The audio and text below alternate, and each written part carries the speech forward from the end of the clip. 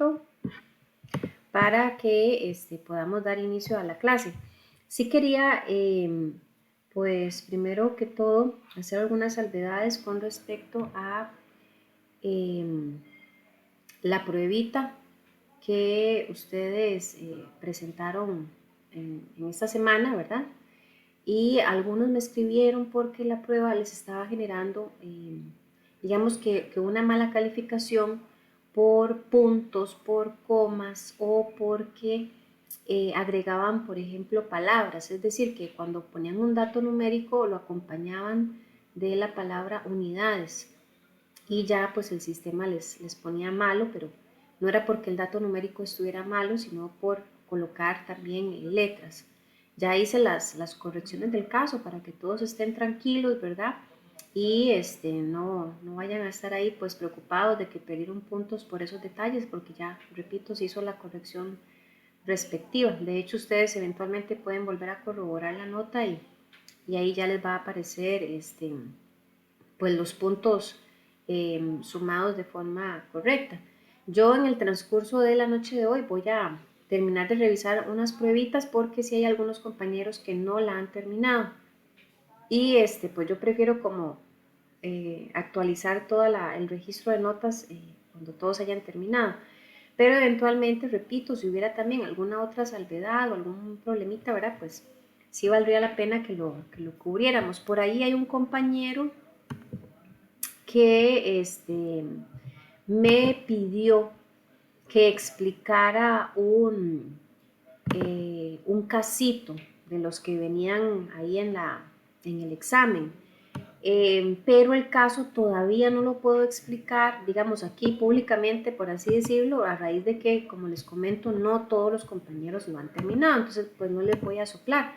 Así que para el compañero, y me refiero al compañero porque me escribió y no me puso el nombre, entonces pues no sé quién es, le voy a responder ahí por la misma vía que me hizo la consulta y le aclaro solamente a él para que pues estemos ahí también claros con el tema. No sé si de pronto hay alguien que tenga alguna dudita para aprovechar este momento, sino para arrancar con la clase.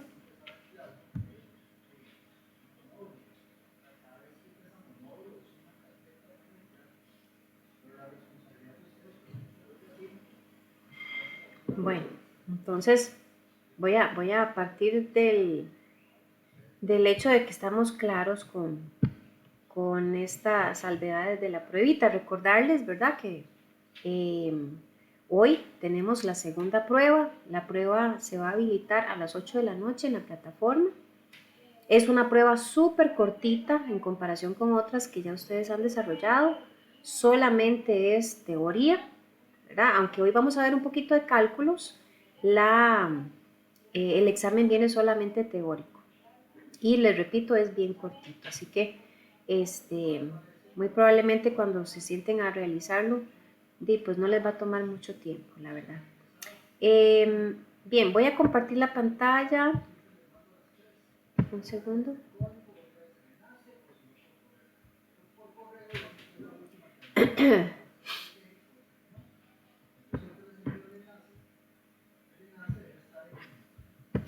Ok, tal vez alguno me puede confirmar si está visualizando la presentación.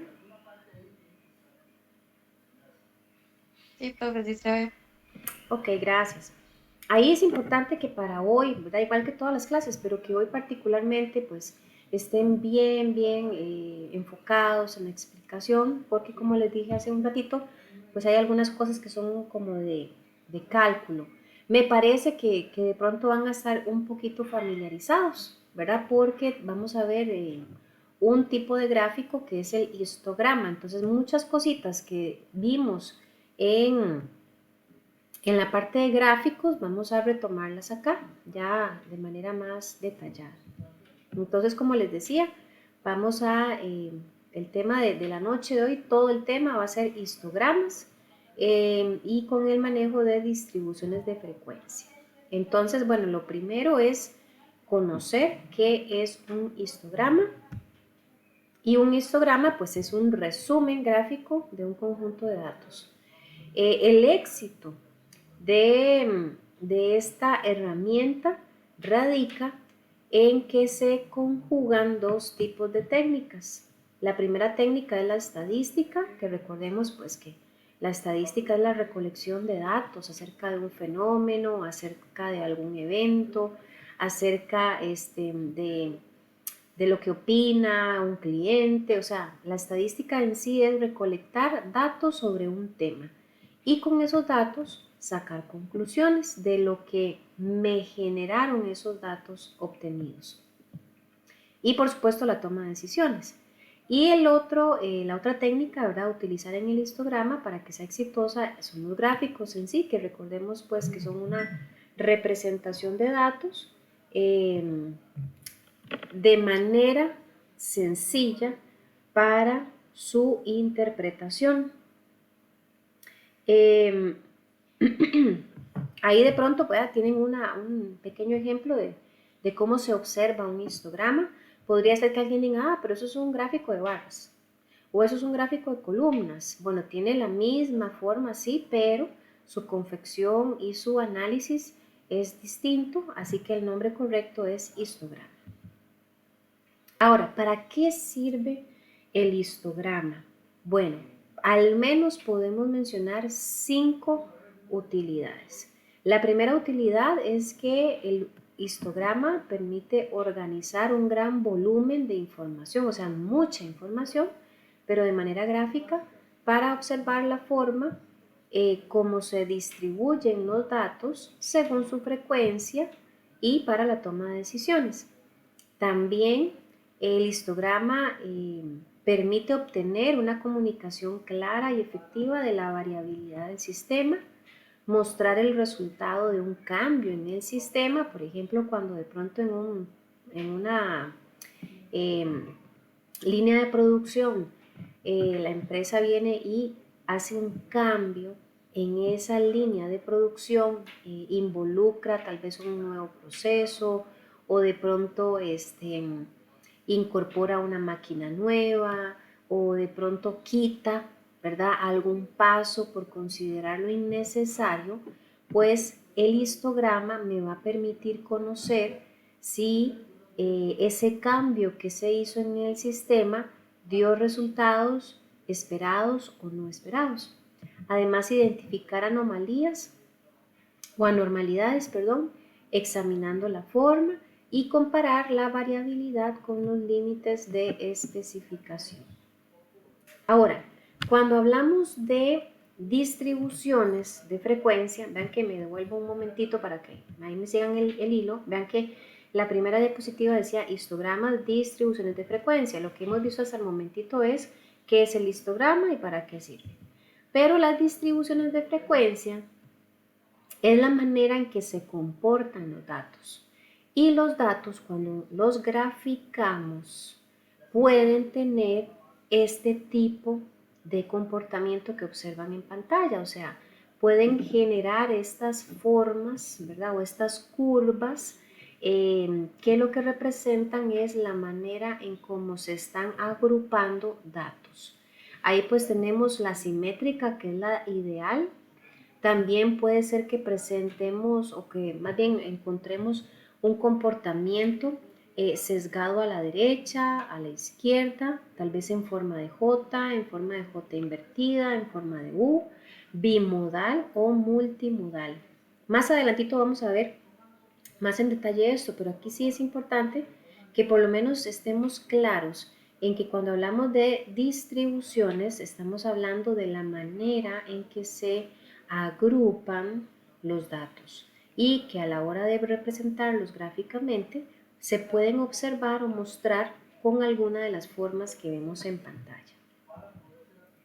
Entonces, para concretar la idea de distribución de frecuencia, vamos a decir que cuando se tiene un conjunto grande de datos, que pueden ser observaciones, digamos que ustedes están igual en una línea de producción donde, qué sé yo, están construyendo zapatos, ¿verdad? Entonces tenemos un área donde está la materia prima, un área donde está el trazado de las formas necesarias para el ensamblaje del zapato, hay un área ya de ensamblaje propiamente y hay un área de pronto de de acabados finales. Entonces, todo lo que observemos, todo puede ser tomado como datos. Y cuando hay un gran conjunto de datos, pues generalmente resulta difícil, ¿verdad?, obtener por una simple observación de estos una idea clara acerca del comportamiento de los datos. O sea, qué valores se han presentado con más o menos frecuencia, cuál es su posición, cuál es su variabilidad. Es muy común que aquí en adelante vayamos a ir familiarizándonos con el concepto de tendencia central. Tendencia central hace referencia a que los datos, cuando se grafican, se agrupan en el centro del gráfico, por eso se llama tendencia central. Y precisamente, repito, cuando hay demasiados datos, a veces es muy difícil que con una observación yo pueda recolectar toda la información. Así que para obtener una mejor idea de lo anterior es conveniente condensar y resumir datos, ordenando las observaciones en grupos o clases. Clasificación conocida como distribución de frecuencia. Entonces, cuando tenemos muchos datos, voy a darles otro ejemplo.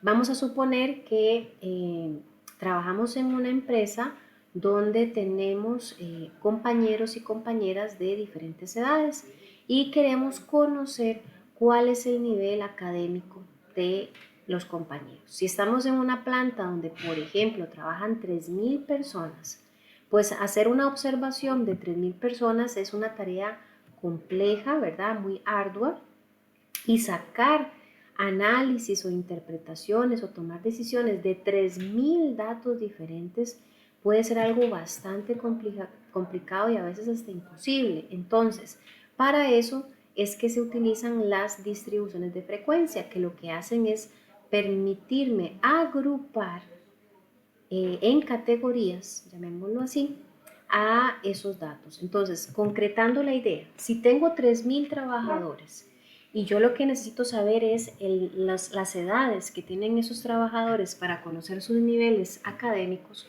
yo puedo hacer grupos, por ejemplo, de edades que van desde los 18 hasta los 25, otro grupo que vaya de los 26 a los 35, otro grupo que vaya de los 36 a los 50, etcétera. Entonces, cuando yo empiezo a agrupar los datos, es mucho más sencillo hacer interpretaciones de información por grupos, en lugar de hacerlos por una totalidad, ¿verdad?, de 3.000.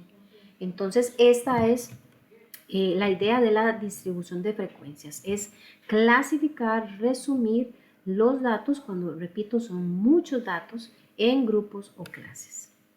Ahora bien, en las frecuencias, o más bien la frecuencia como sí que es, ¿verdad? Esa palabrilla ahí de pronto que a veces nos detenemos a pensar, ¿y eso qué significa? Bueno, la frecuencia es el número de veces que se repite un dato en un conjunto de datos o en un intervalo determinado. Entonces, utilizando el mismo ejemplo de las edades, si yo les digo a ustedes que hay una clase o un grupo que yo voy a colocar, por ejemplo, las personas que tienen entre 18 y 35 años, pues es muy probable que haya muchos colaboradores que tengan 20 años, es muy probable. Entonces, eso se llama frecuencia, ¿verdad? Cuando hay un número de veces que se repite un dato. O sea, tenemos, por ejemplo, entonces 30 colaboradores que tienen 20 años. Eso es una frecuencia. Pero hay tres tipos de frecuencia. Tenemos la frecuencia absoluta, la frecuencia relativa y la frecuencia acumulada. Ya vamos a ver cada una de ellas. La frecuencia absoluta es el número de veces que se encuentra un dato en un conjunto de datos. Esto que les estaba mencionando. Si yo les digo, tengo 20 colaboradores con una edad tengo 30 colaboradores con una edad de 20 años, eso se llama frecuencia absoluta. Entonces, la frecuencia absoluta es la cantidad de colaboradores que tienen un mismo dato. ¿Me explico?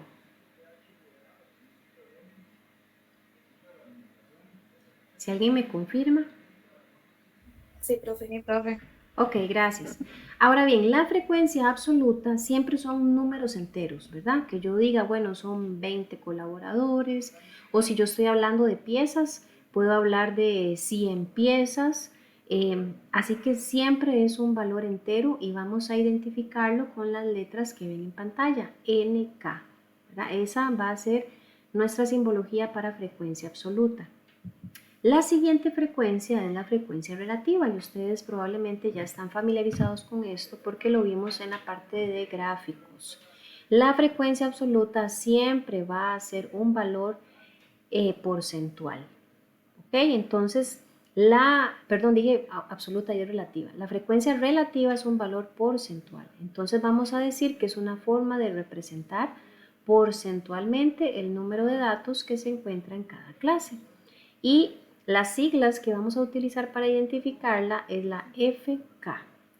¿Cómo calculamos esto? Bueno, tenemos que tomar la frecuencia absoluta, que va a ser un número entero, lo que vimos anteriormente, lo vamos a dividir entre el total de todos los datos y el resultado lo multiplicamos por 100. Entonces, eso se llama frecuencia relativa.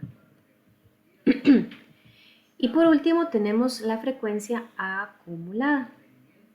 Aquí se clasifica en dos. ¿Por qué? Porque tenemos frecuencia absoluta acumulada y también tenemos frecuencia relativa acumulada. Y como dice la palabra acumulada, me está indicando que se suma la información, o sea, se va acumulando. Un poquito más adelante con un ejemplo esto va a quedar más claro, ¿verdad? Pero por el momento que por lo menos entendamos que cuando habla de acumulado es que vamos a ir sumando o acumulando datos. Bueno, y por supuesto las siglas, si ustedes observan, dijimos que en la frecuencia absoluta era una N minúscula y una K. Cuando es acumulada, la N la usamos en mayúscula. En el caso de la relativa, cuando es solamente relativa es una F minúscula y una K, pero cuando es relativa acumulada es una F mayúscula y una K. Bien, ahora sí, hay clases de histogramas. Perdón. Las clases son el número de agrupaciones en donde se distribuirán los datos, ya lo habíamos dicho, ¿verdad? Entonces, cuando yo agrupo la información, eso se llama clase. El número de clases dependerá de varios factores de interés. Por ejemplo, si existen fórmulas confiables para determinar el número de clases dependiendo de la cantidad de datos. Es decir, nosotros podemos usar una fórmula matemática que me puede decir cuántas clases puedo yo crear dependiendo de la cantidad de valores que tengo. Por ejemplo, con el caso de los 3.000 trabajadores que estaba mencionando. Si yo les digo cuántos grupos de edades hacemos, bueno, eso no debería ser bateado, ¿verdad? Eso debería de ser analizado y yo puedo usar, repito, una fórmula matemática que me va a decir cuál es la cantidad de agrupaciones o de clases que estadísticamente es funcional trabajar, o también puedo utilizar el interés o la experiencia, ¿verdad?, del analista que va a confeccionar el histograma.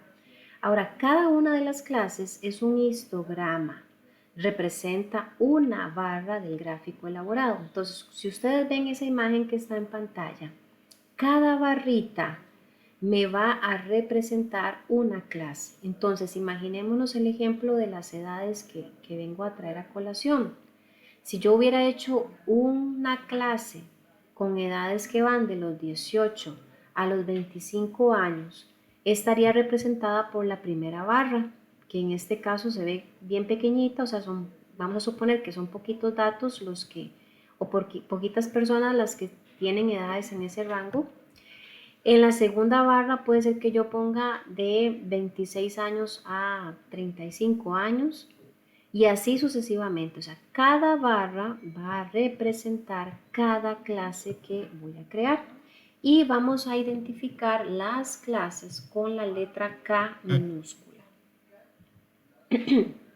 Por acá ¿verdad? Tenemos un histograma en blanco, o sea, sin trazar todavía las barras porque no tenemos datos, pero es importante que vayamos a ver estos dos detalles que se ven en pantalla. Primero, el eje vertical va a representar las frecuencias, o sea, el conteo o la cantidad de datos. Cuando yo les decía hay 30 personas con edades de 20 años, entonces 30 es el conteo.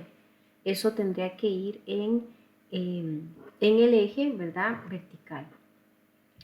Por otro lado, en el eje horizontal tendríamos que colocar los datos y aquí se pueden colocar tanto los datos existentes, los agrupados como los no agrupados, que más adelante vamos a detallar este detalle o este aspecto en particular. Pero básicamente aquí, repito, lo que nos importa es entender que en el eje vertical vamos a colocar el conteo de datos y que en el eje horizontal vamos a colocar las clases, que es lo que acabamos de ver. Ahí en pantalla ustedes tienen unos ejemplos de una gráfica de distribución. Yo sé que hace un momentito, ¿verdad? Yo les mostraba el histograma, que eran barras, ¿verdad? Barras verticales. Y ahorita lo que estamos viendo en pantalla es una gráfica de distribución. Es decir, para que ustedes tengan una idea, cuando nosotros hacemos un histograma, es muy común que sobre esas gráficas de barras coloquemos una gráfica de distribución, o sea, son dos gráficos en uno. Al fondo va a quedar barras verticales, perdón, y encima de las barras va a quedar esta curva, que más adelantito vamos a ver qué es esto, pero esta curva en sí, cuando está solita, se llama gráfica de distribución. Ahora, los datos de una distribución normal, generalmente lo que es lo que conocemos como campana de Gauss. Yo no sé si ustedes tal vez estén familiarizados con el término, pero la campana de Gauss, ¿verdad? Tiene precisamente esta forma como campana, ¿verdad? Tiene eh, digamos que un comportamiento de ascenso, llega hasta un punto máximo y luego de descenso. En el área que está bajo la curva, como ven en el gráfico que está en la parte de abajo, como sombreado en color rojo, esa área que está sombreado, eso representa los datos que se han agrupado. Entonces, aquí vamos a mencionar que se tiene una forma normal o una distribución Z. El tema de distribución Z no quiero ahorita, digamos, como entrar de lleno porque la semana 4 vamos a ver solamente distribución Z, entonces no quiero como digamos que desviar la atención del tema, pero sí me importaría que por lo menos cuando estemos en semana 4 y veamos el tema de distribución Z, ustedes hagan como una memoria de que la habíamos mencionado en semana 2 y que tenía algo que ver con los histogramas, ¿verdad? Entonces vuelvo y repito, esto es una gráfica de distribución y todos los datos que se encuentran por debajo de esta curva que tiene forma de campana son datos de interés. Dicho sea de paso, la campana de Gauss es una representación gráfica, ¿verdad?, que muestra la distribución de los datos en torno a un valor central. Un valor central. Esta herramienta se utiliza para representar la dispersión de los datos y su tendencia, con el fin de detectar patrones o comportamientos en diferentes situaciones. Entonces, cuando nosotros graficamos y observamos que los datos tienen un comportamiento de campana de Gauss, nosotros podemos detectar si hay algún patrón, o sea, si hay algo que se está repitiendo, que se está dando con mucha frecuencia, y de esta manera podríamos pues tener una mayor certeza de las decisiones o de las correcciones que eventualmente podríamos hacer. Ahora, no solamente hablemos de correcciones, sino que también esta campana de Gauss me puede perfectamente representar algo que estamos haciendo bien, ¿verdad? Que se está cumpliendo con alguna meta. Ustedes ahí en pantalla, la imagen que tienen, vean que sobre el eje horizontal tenemos valores que van desde menos 30 hasta 30. Y en el puro centro del gráfico tenemos un valor 11, que es el puro centro. Y si ustedes también observan con detenimiento, atrás de esta curva que tiene forma de campana, verdaderamente lo que hay son barras, ¿verdad? Entonces, si ustedes observan las barras, ahí tenemos una barra que probablemente está en 0 y voy a ir leyéndola de izquierda a derecha. Vean que dice 0,1%, no tiene datos. La que sigue es un 2,1%, tiene un poquito de datos. Luego viene la de 13,6%, esa sí tiene más datos porque se ve sombreado, ¿verdad? En color. Pero vemos que la de 34,1% es donde está la mayor cantidad de datos agrupados. Así que la campana de Gauss me puede permitir conocer, repito, algún patrón que se está manifestando y también algún comportamiento que se esté desviando o dispersando de los datos centrales. Entonces, toda la información que ustedes ven ahí que se está alejando hacia la derecha o hacia la izquierda del centro son datos a los que hay que prestar atención para detectar si hay alguna situación por mejorar o corregir, ¿verdad? La idea aquí es que todos los datos pues estuvieran centralizados. Todo lo que se sale del centro pues son datos que no están, digamos, alineándose con los requerimientos de algún proceso. ¿Hasta aquí alguna pregunta o comentario?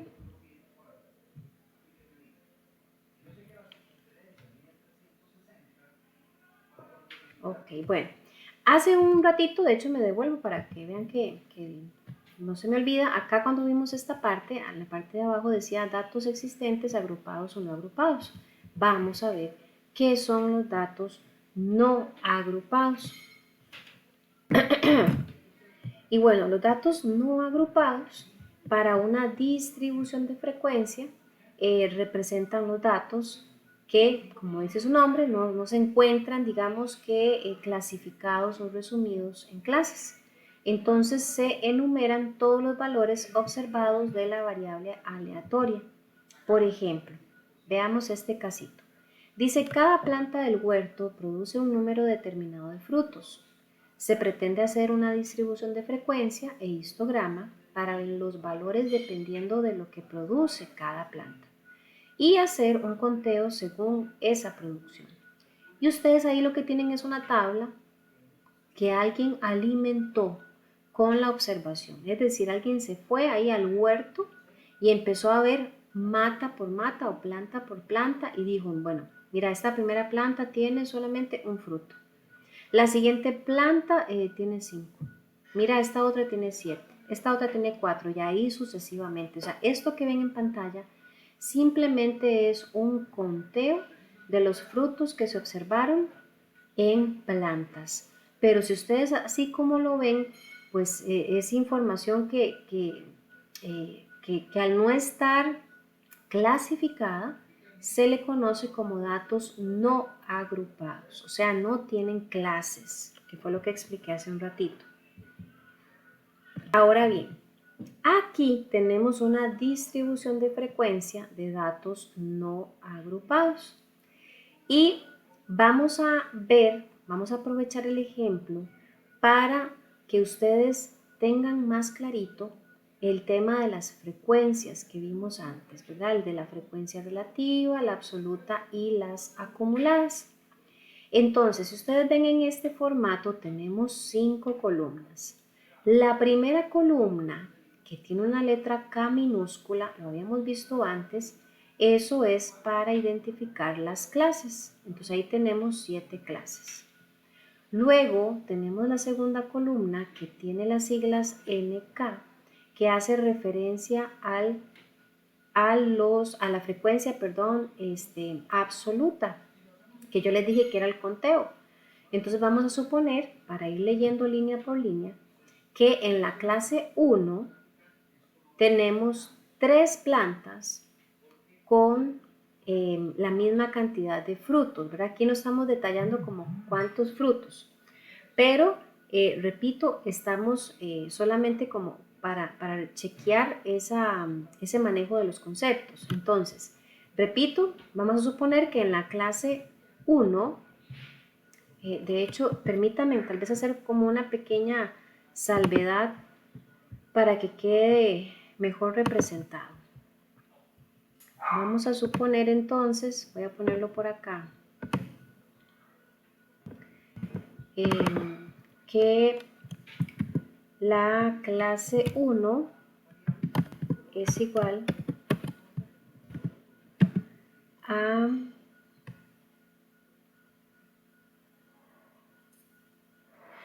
ok, perdónenme, un segundo. No, ya me extrañaba a mí.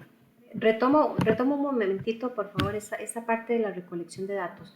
Aquí, verdaderamente, si observamos, pues los números que tenemos son números que van del 1 al 7. Entonces vamos a tener plantas que tienen solamente un fruto, plantas que tienen 2 frutos, plantas que tienen 7 frutos, plantas que tienen 6 frutos, 4 frutos, etcétera, ¿verdad? Entonces, acá en las clases estamos colocando esas cantidades de frutos porque vamos a agrupar. Entonces tenemos plantas que tengan un fruto, 2 frutos, 3 frutos, 4 frutos y así sucesivamente. En la distribución en la frecuencia relativa, que es el conteo, me están diciendo que tenemos 3 plantas que tienen solamente un fruto, 3 plantas que tienen 2 frutos, 4 plantas que tienen 3 frutos, 8 plantas que tienen 4 frutos, 5 plantas que tienen 5 frutos, 4 plantas que tienen 6 frutos y 3 plantas que tienen 7 frutos, para un total de 30 plantas. Este dato final, que es el conteo, es muy importante. Ok, ¿qué sigue? Bueno, tenemos la frecuencia relativa acumulada, ¿verdad? Que es esta que está acá con la N mayúscula. Van a ver que es súper sencillo. De hecho, ahí pues coloqué esas flechitas como para que quede todavía más claro. La frecuencia relativa acumulada va a sumar. Entonces, si ustedes ven en la primera clase que teníamos solamente 3 plantas con un fruto, también va a ser el mismo dato para la acumulada. ¿Por qué? Porque antes de estas 3 no hay nada. Pero a partir de la 2 en adelante ya podemos aplicar la acumulación. Es decir, que vamos a agarrar estas 3, vamos a sumarle los datos que tiene la siguiente clase. Entonces, 3 más 3, 6. ¿Cómo haríamos la tercera clase? Tendríamos que agarrar 6 más 4, 10. ¿Cómo haríamos la siguiente? 10 más 8, 18. Y así sucesivamente.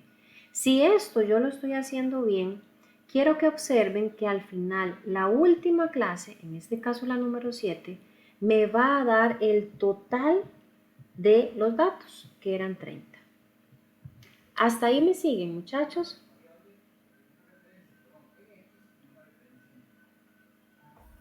Sí, correcto, profe. Ok, gracias por confirmar. Ahora, ¿qué más nos falta por cubrir? La otra frecuencia, ¿verdad? Que es la relativa. Entonces, vemos acá que, como lo expliqué antes, es valores porcentuales. ¿Alguien se acuerda cómo sacábamos, por ejemplo, este 10? ¿Cómo es que calculamos este 10? Si alguien se acuerda, que me diga.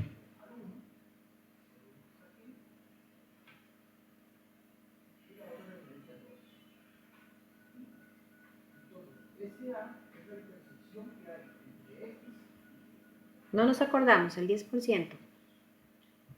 Ok, el 10%. Ajá, ¿alguien va a hablar? Era la cantidad de datos Sí. dividido entre el total y multiplicado por 100. Correcto, perfecto. Gracias, compañero. Exactamente. Aquí en este caso entonces sería para la primera clase 3 dividido entre 30 por 100 me da 10%. El siguiente dato también es un 3, va a darme 10% igual. Para la tercera clase sería 4 dividido entre 30 por 100, 13,3%. Y así sucesivamente. ¿Qué pasa con la acumulada, que es la última columna? Pues la misma lógica de la relativa acumulada que vimos antes. Para la primera clase, vean que se mantiene el 10, 10, 10, pero donde empieza a cambiar es a partir de la 2 en adelante, así que 10 más 10, 20. 20 más 13,33, 33,3%. Así sucesivamente hasta llegar a que la última clase me tiene que dar 100%.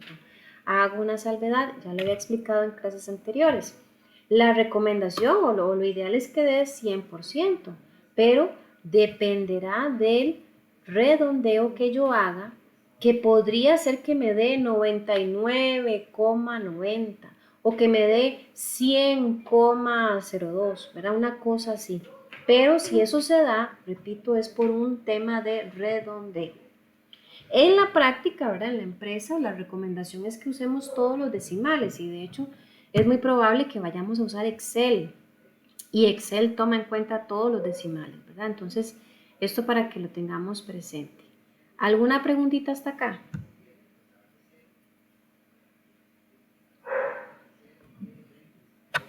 Ok. Bien, acá tenemos entonces el histograma con el identificador de clase en cada columna. Me devuelvo. Vean que aquí las clases las tenemos identificadas con los números del 1 al 7. Así que aquí en el gráfico, en el histograma, perdón, en la columna, en la línea, perdón, horizontal, tenemos las clases. La clase 1, 2, 3, 4, 5, 6, 7. Y en el eje vertical, vean que tenemos los números que van del 1 hasta el 9. Ahora bien, estos números son las cantidades. Me devuelvo para que lo vean.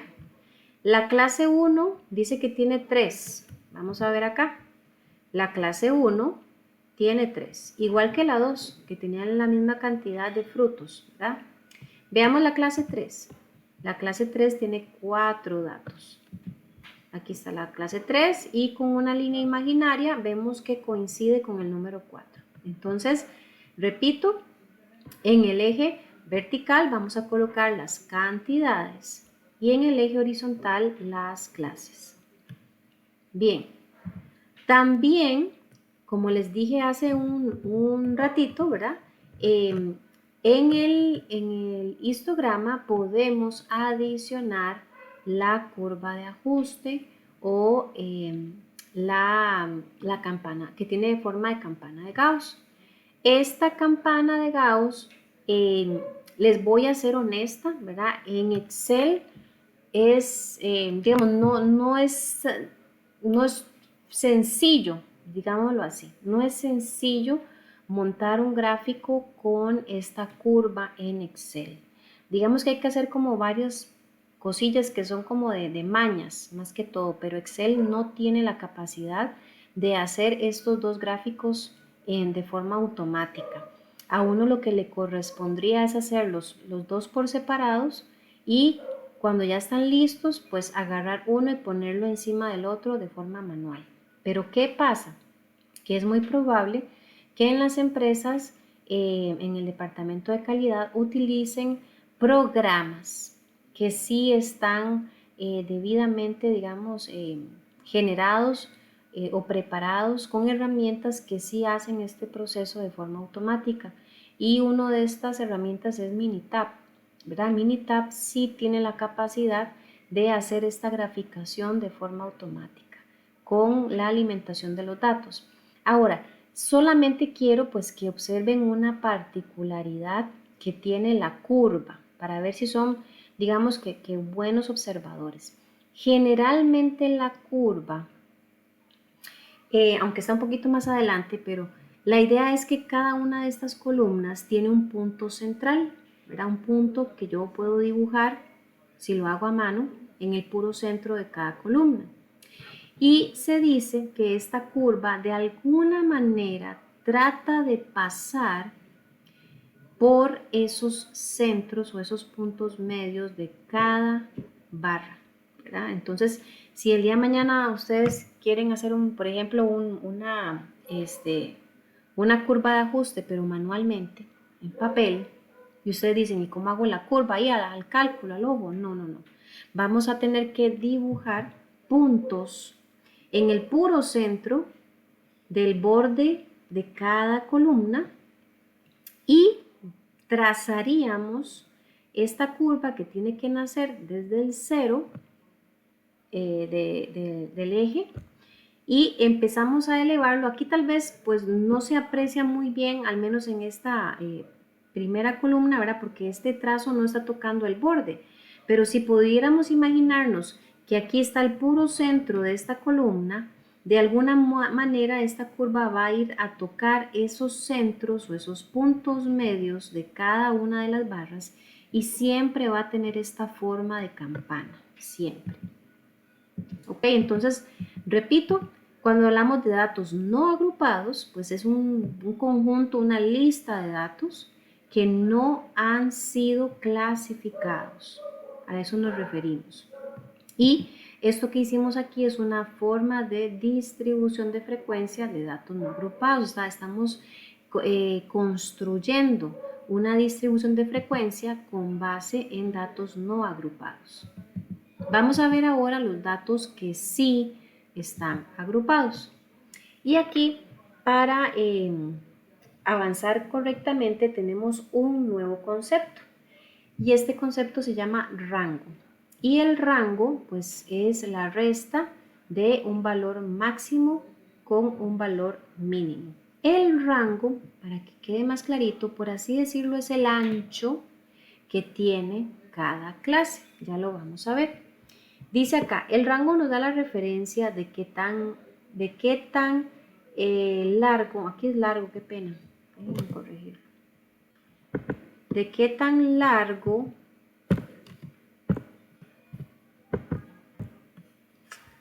bueno, ahí las disculpas del caso, qué tan largo es el recorrido de los datos. Ustedes aquí tienen una pequeña imagen y en la imagen tienen los números que van del 3 al 9, o sea, hay un valor máximo y hay un valor mínimo.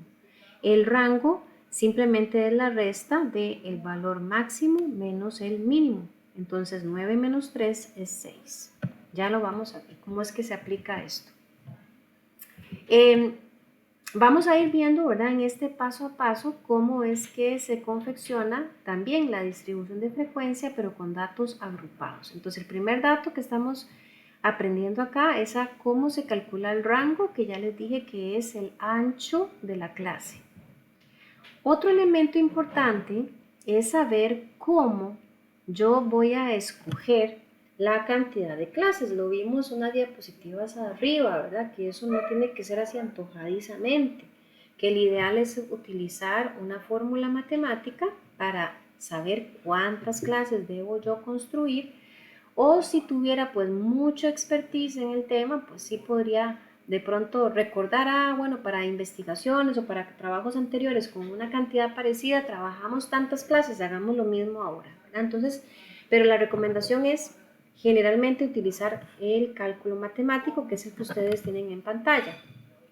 Entonces, las clases, como vimos antes, se van a identificar con la letra K y dice que fijar un número de clases conveniente debe ser entre 5 a 20 máximo, ¿verdad? Ya hacer más de 20 clases se pierde un poquito el sentido y la facilidad de interpretación de datos. Así que repito, la recomendación es entre 5 a 20 clases. Utilizando como ayuda la regla de Sturges, que es un valor aproximado, ¿verdad? Y se aplica a la fórmula que ven en pantalla, que es 1 más 3,3 por logaritmo de n, Recordemos que n es la cantidad total de datos. Esto ustedes lo hacen en la calculadora, ¿verdad? Ok, entonces veamos acá otro elemento que es el intervalo.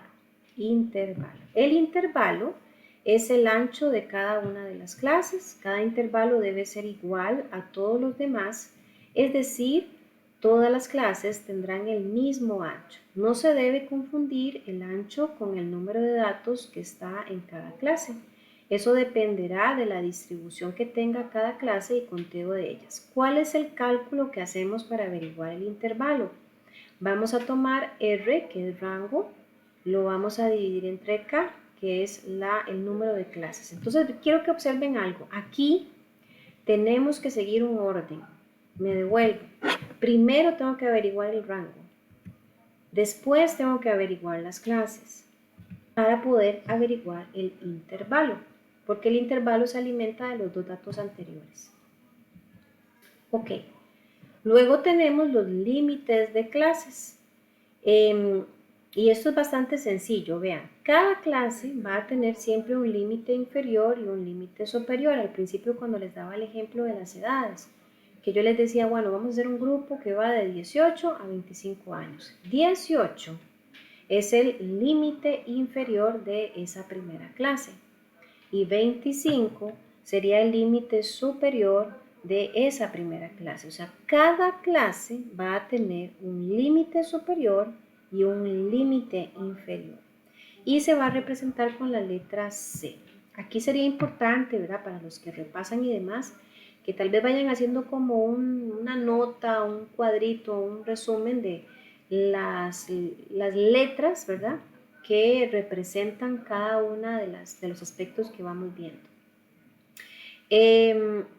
Bien, acá en este temita de los límites de clases, ¿verdad? El primer límite inferior, que es por las siglas LI, de la primera clase será el dato mínimo. Se le suma el valor del intervalo para obtener el límite superior, que es con LS.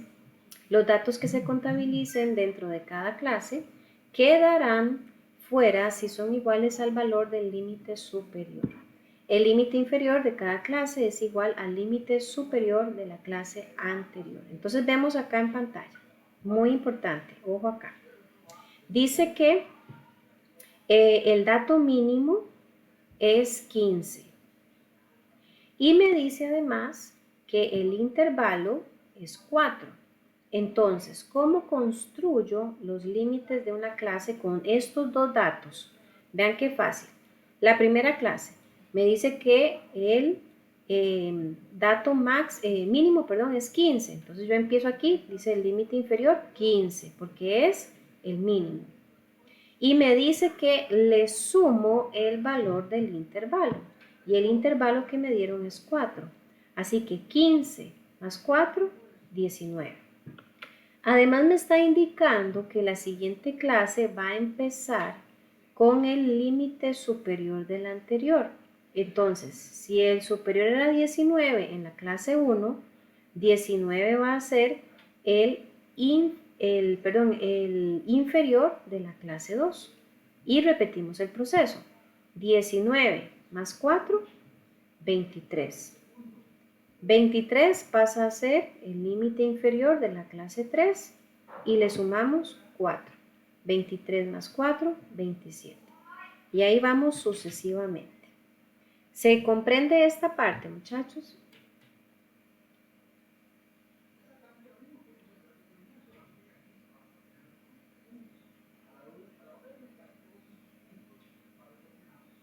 Sí, correcto, profe.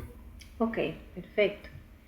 Entonces, vamos a ver que tal vez son un montón de pasitos, pero de verdad se los digo, yo les recomiendo como que ustedes tomen sus propias notas, ¿verdad? Paso 1, paso 2, paso 3, y van a ver que pues se convierte más sencillo el procedimiento si lo tengo ahí más a la mano. Otro elemento que necesito averiguar se llama punto medio de cada clase. Yo antes lo mencioné un poquito cuando explicaba el tema de la curva de ajuste sobre el histograma si lo queremos dibujar, que les hablaba que era el punto medio de cada barrita. Bueno, es esto. El punto medio de cada clase se representa con las siglas X sub M. ¿Y cómo lo averiguamos? Súper fácil. Agarro el límite inferior, le sumo límite superior y lo divido entre 2. Veamos el mismo ejemplo que estaba explicando hace un ratito. Entonces, ¿cómo averiguo yo el límite o el punto medio de la clase 1? Voy a agarrar el límite inferior, o sea 15, más 19 y lo divido entre 2. Me da 17. De hecho, aquí a la par está la operación, ¿verdad? ¿Cómo averiguo el de la clase 2? 19 más 23 dividido entre 2, 21. Y así sucesivamente. Entonces, eso se llama punto medio de cada clase. Y ahora sí, viene lo bonito. Vamos a aplicar todos estos cálculos a un caso en concreto. Y dice que se recogen los datos que se necesitan por el método más adecuado. O sea, ustedes sabrán cómo van a recolectar los datos. Si una encuesta, si observación, si entrevista, qué sé yo, ¿verdad? El método se escoge. Los datos son fundamentales para toda acción de mejora. Entonces, aquí vamos a suponer que estamos recolectando mediciones en centímetros. Qué sé yo, puede ser que hay una línea de producción de algún tipo de producto plástico, ¿verdad? Y entonces queremos verificar las medidas de estos productos plásticos y de pronto pues ahí estamos recolectando, mira, aparece un producto con 57 centímetros, otros con 58, otros con 60, otros con 61, con 64, etc. Tomamos el conteo de los datos. Bueno, primer paso entonces, recolección de datos. Segundo paso, vamos a hacer cálculos en el orden que ven en pantalla. Primero averiguamos rango, después averiguamos clases y después el intervalo. ¿Cómo averiguo el rango? Recuerden que el rango nos decía que era el valor máximo menos el mínimo. Y aquí el máximo es 64 y el mínimo es 57, como ven en pantalla. 64 menos 57, 7. Las clases. Ok, aplicando la fórmula. Decía la fórmula que era 1 más 3.3 por logaritmo y entre paréntesis colocábamos la cantidad de datos. En esta tabla hay 100 datos.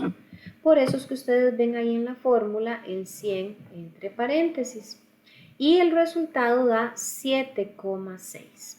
Aquí particularmente, como lo que vamos a construir en buena teoría son clases, vean que el resultado me está dando con decimales, así que yo aquí voy a aplicar redondeo. Yo perfectamente recomiendo redondear hacia arriba, ¿verdad? En estos casos, para que ningún dato me quede por fuera. Entonces aquí vamos a dejar 8 clases. Sin embargo, si yo me pongo a construir 8 clases acá, ¿verdad? Pues tal vez se va a hacer muy larga la explicación. Entonces solamente hago la observación y vea que está ahí con 2 asteriscos. Solo por un asunto práctico vamos a trabajar 4 clases, pero lo correcto es 8, que es lo que me dio el resultado del cálculo. El tercer cálculo es identificar o averiguar el intervalo. Y el intervalo, ¿cómo lo averiguamos? Agarramos el rango, que fue 7, y lo dividimos entre 4, repito, por asuntos prácticos, 4, pero en la realidad debería ser un 8. Me da 1,75, que también, repito, perfectamente podemos redondearlo. Aquí en este particular del intervalo, hago la siguiente salvedad, me devuelvo. Como aquí yo tengo valores enteros, a mí me sirve más trabajar el intervalo con un valor entero. Por eso estoy redondeando. Pero si aquí me dijera 57,3, 60,2, o sea, si en los datos recolectados más bien tiene decimales, pues el intervalo lo puedo dejar sin redondear y utilizo 1,75. Pero sí hay que tener por lo menos esa ese detalle ahí presente, ¿verdad? Si los datos son en valores enteros, redondeo el intervalo, de lo contrario lo dejo con decimales. Ok, entonces ahí tenemos esos 3 datos que vamos a necesitar. Rango 7, clases van a ser 4 y el intervalo 2. Como dijimos que ocupábamos 8 clases, pero que por asuntos prácticos vamos a trabajar 4, véanlas acá, aquí están las 4 clases. Luego tenemos los límites inferior y superior. ¿Cómo fue que conformamos estos límites? Recordemos que la regla dice que el primero va a ser el dato más pequeño y efectivamente en los datos que se recolectaron, el dato más pequeño era el 57. Ahora bien, cuando yo calculé el intervalo me dio 2, o sea que acá va a ser 57 más 2, me da 59. Para la clase 2, recordemos que vamos a agarrar este límite superior y se convierte en el inferior de la clase siguiente y le sumamos 2. 59 más 2, 61. Repetimos el proceso. 61 más 2, 63. Repetimos el proceso. 63 más 2, 65. Ahora bien, viene la parte que de pronto es la más, digamos que la más lenta, ¿verdad? Y es encontrar la cantidad de datos que hay dentro de cada clase. Veamos la clase 1. Dice que son los datos que están entre 57 centímetros hasta 59 centímetros. Aquí sí literalmente les digo, pues tendríamos que contar, ¿verdad? Uno por uno, o de pronto si estamos en Excel o en Minitab, hay algunas fórmulas que me permiten contar, ¿verdad? Pero en buena teoría, entonces, bajo este ejemplo hay 13 datos que se encuentran entre 57 y 59 centímetros. Y viene la pregunta del millón que algunos probablemente ya se la hicieron. Profe, ¿cómo hacemos? Si yo tengo, por ejemplo, 59 centímetros, ¿dónde la pongo? ¿Aquí o acá? Bueno, 59 centímetros la deberíamos de colocar en la primera clase. ¿Por qué? Porque recordemos que los números son infinitos, ¿verdad? Pero yo aquí estoy poniendo un límite. Me estoy diciendo que de 57 hasta el 59. En la siguiente clase, lo que va a valer, imaginariamente hablando, son los valores que hay después de 59. O sea que aquí puede ser 59,01, 59,20 si existiera ese dato, ¿verdad? Por supuesto. Pero sí es importante que entonces coloquemos ese conteo en la primera clase. Y otra cosita, si la colocamos en la primera clase, cuidado, la vamos a colocar en la segunda porque estaríamos duplicando datos y eso jamás se puede presentar, ¿verdad? Entonces, escogemos la primera clase, ahí los colocamos. Para la segunda no tomamos en cuenta el 59, ¿verdad? Sino los otros datos que habrán, que es 60, 61, etc. Así vamos a tener entonces la distribución de los datos por clase y vean que al final tenemos los 100 datitos. Acá se está calculando el punto medio, esto que está en rojo. ¿Y cómo hacíamos el punto medio? Era sumar límite inferior más límite superior y lo dividimos entre 2. Ustedes pueden ir corroborando los datos ahí en donde se encuentran, ¿verdad? 57 más 59 dividido entre 2, 58. 59 más 61 dividido entre 2, 60. Y así sucesivamente. Ese es el punto medio. Y estas últimas columnas, no las voy a explicar, ya las vimos, ¿verdad? La frecuencia relativa, la acumulada y la absoluta. ¿Alguna preguntita hasta acá?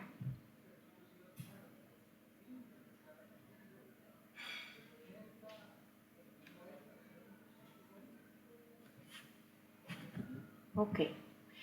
Aquí entonces volvemos, los histogramas. con límites en las clases. Aquí lo que quiero que observen es que este histograma está confeccionado con el eje horizontal alimentado por las clases. Vean la primera clase, de 57 a 58, de 58 a 60, de 60 a 62 y de 62 a 64. Pero también podemos hacerlos el histograma con puntos medios en las clases, que fue el datito que vimos hace poquito, que en lugar entonces de poner las clases en la parte de abajo, estaríamos colocando el punto medio. Vean los datos para que lo corroboremos: 58, 60, 62 y 64. Aquí está, 58, 60, 62 y 64. ¿Ok? Y en esta otra representación, pues tenemos con la curva de ajuste. Y como les expliqué hace un ratito, ¿verdad? Si esto lo hiciéramos manualmente, la idea es trazar esta curva de manera que pase por los puntos medios de todas las barras. Pero usando el programa de Minitab, él lo hace automáticamente. Y para finalizar, esta es la última diapositiva, ya les voy a explicar por qué hoy terminamos un poquitito más antes. En esta diapositiva, por si ustedes gustan, ¿verdad? Es muy común que a la hora de confeccionar gráficos utilicemos papel de cuadrícula, ¿verdad? No vamos a usar una hojita ahí rayada o una hoja en blanco, porque verdaderamente pues se hace a veces muy complicado confeccionar gráficos en ese tipo de papeles. La recomendación es usar papel cuadriculado. ¿Por qué? Porque bueno, pues ahí tenemos por supuesto las líneas, ¿verdad? Pues los trazos van a ser mucho más sencillos de hacer, tienen espacios, digamos que tienen el mismo ancho, así que todo va a quedar bien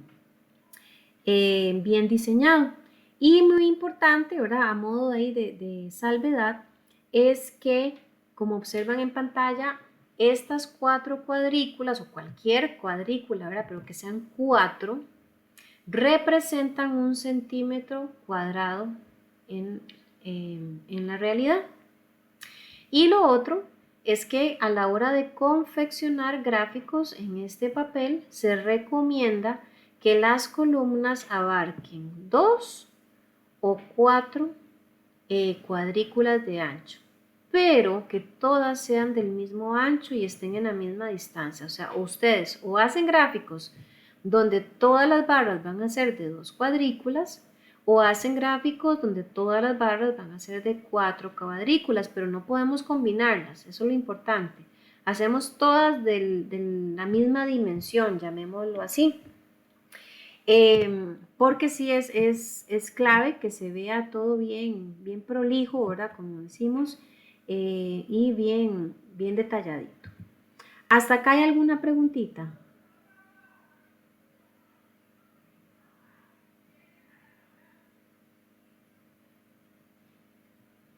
Ok, bueno, vean. Vamos con lo siguiente. Yo acá en la plataforma, aquí les voy a mostrar la plataforma, en semana 2, ustedes tienen una línea que dice video confección de histograma en Excel. Yo les estoy compartiendo un pequeño videíto, no lo voy a poner aquí ahorita, ¿verdad? Porque la idea es que ustedes lo observen desde sus sitios de estudio. Es un video cortito donde se explica cómo se puede confeccionar un histograma en Excel. Yo necesito que ustedes vean este video para que me completen una tarea.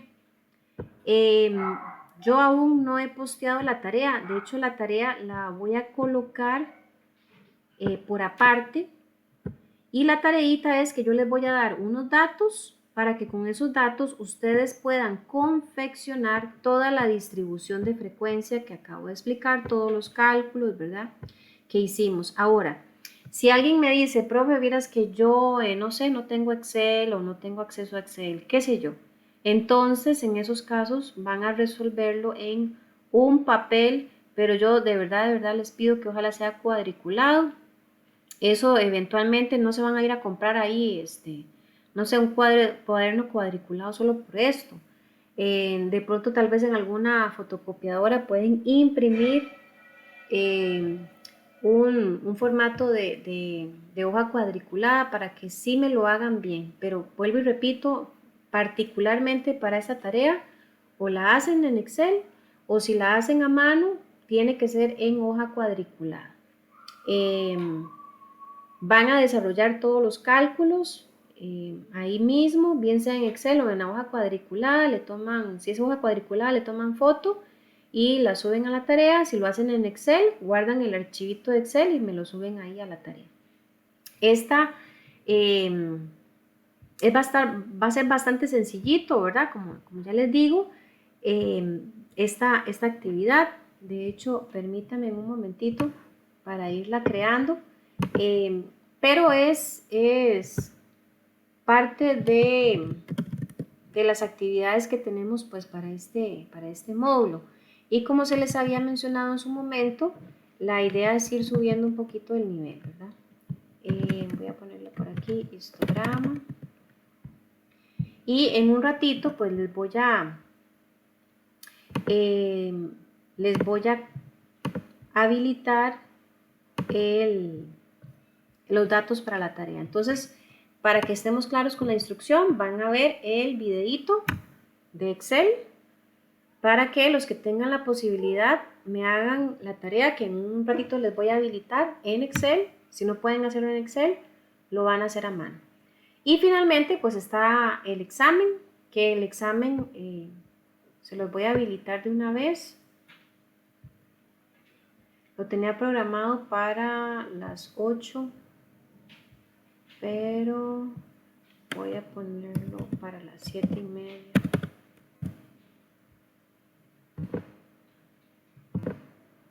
Ok, entonces a las 7:30 ya ustedes van a poder ver habilitado el examen. Ahorita yo lo veo porque yo soy la que lo está configurando. En el caso de ustedes no van a ver esta línea todavía. Hasta las 7:30 ya se les va a visualizar.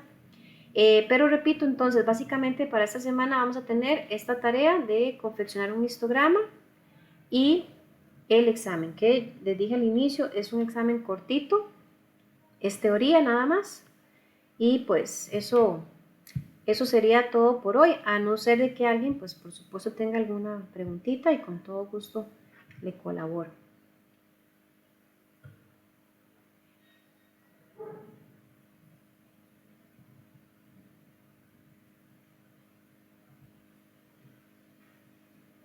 Ok, entonces, si no hay preguntas o comentarios, esto sería todo por hoy. Vuelvo y repito, ahora muchachos, la idea es que a pesar de que estamos terminando un poquito más temprano, aprovechen el ratito ahí, tal vez puedan aprovechar, ver el video y hacer la tarea, ¿verdad? Si así lo tienen a bien. Entonces, de mi parte, sería todo por hoy. Muy buenas noches y muchas gracias por la asistencia.